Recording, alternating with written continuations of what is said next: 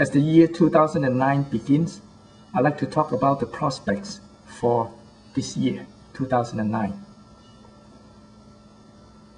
As you know, we are in a recession right now, which is worse than any other recession since the 1930s depression. The housing bust is the major problem which caused this recession, which is due to the subprime lending practice, which leads to many housing defaults where a lot of people cannot pay the mortgage. Now, the housing default caused the bank to lose a lot of money, so there is a financial meltdown around October last year, which in turn caused a credit freeze. Credit freeze means the banks don't have enough money to lend, so they stop lending to other companies and they also stop lending to each other, and this have very serious repercussions. As a result, the government passed a $700 billion bailout for the banks, and the Obama administration has already proposed another $800 billion package called the stimulus package. And right now, the interest rate in the US has been lowered to record levels, currently at around 0.25%. The big three auto companies have told the government they are close to the brink, and they got the first dose of the bailout, which is about $25 billion.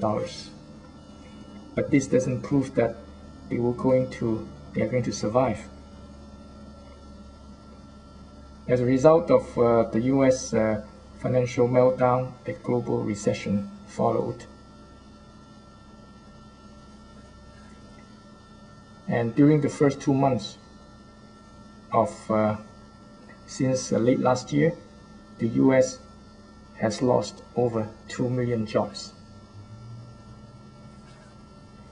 The stock market, of course, is coming down to record lows, especially for the banks and other financial companies.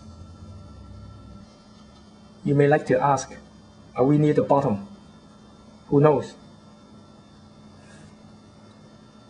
First of all, the mortgage default is still rising, and this is the major problem with the economy right now. The mortgage default is easy to measure because you just look at the number of foreclosures and you can see. However, there's another dimension that still remains a big mystery, which is the mortgage-based securities. So what are these things? These things are just inventions by the retail banks. They bundled their mortgage loans into mortgage-based securities, and they sold them to the investment banks. Now, the investment banks again bundle these mortgage loans and sell them to other financial companies or funds. In this case, the creativity of the banks have invented tons of mortgage-based securities which are not based on anything real. It's only based on the mirror image of a mortgage loan. And now this is fine if the mortgage business and the housing market is rosy. And this is the assumption that they are based on. And this has turned out to be the wrong assumption. The housing market is not that rosy after all, and housing prices cannot continue to rise. When the housing market turns sour, these mortgage-based securities will all collapse, hence the financial meltdown, and the banks are losing tons of money.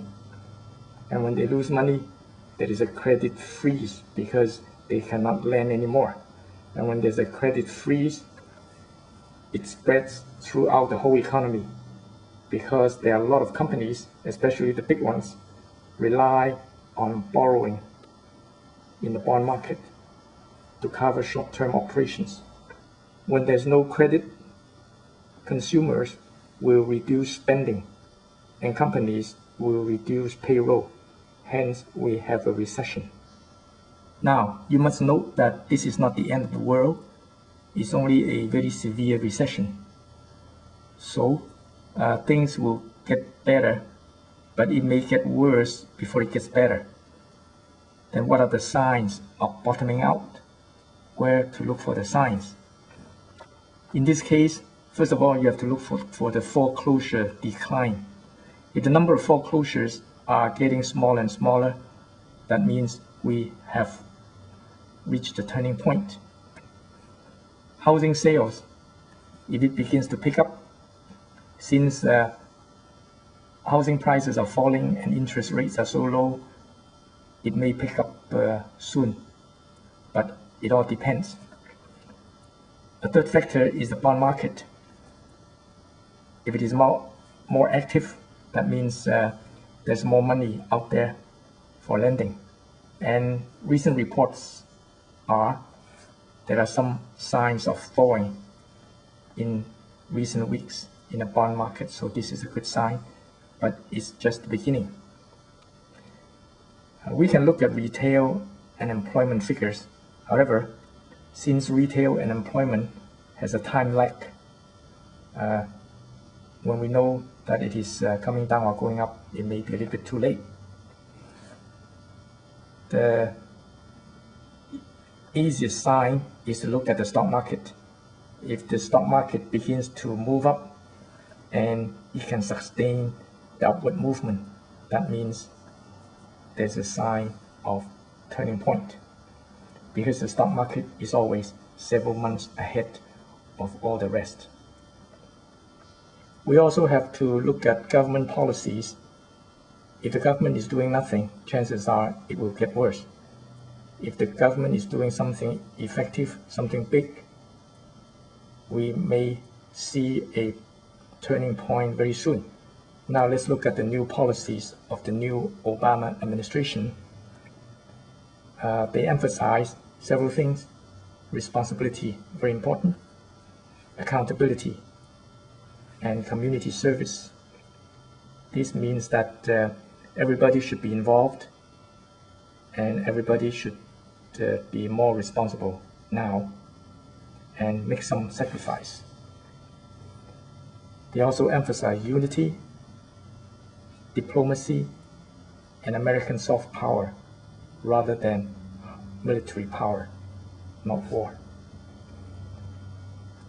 There will be money spent on energy efficiency, billions of dollars, on conservation, to develop renewable energy, and also to help a company sustain. The new policy also emphasizes infrastructure repair and new technologies. These two areas are very important because they create a lot of jobs.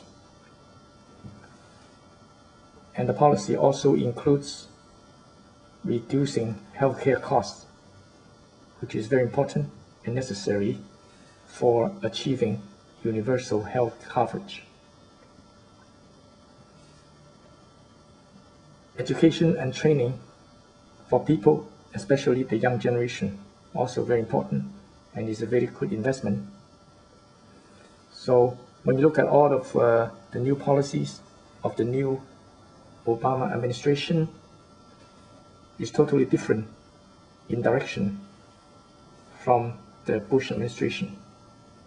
So that means the US government is doing something very different this time. Hopefully, we can have a good result.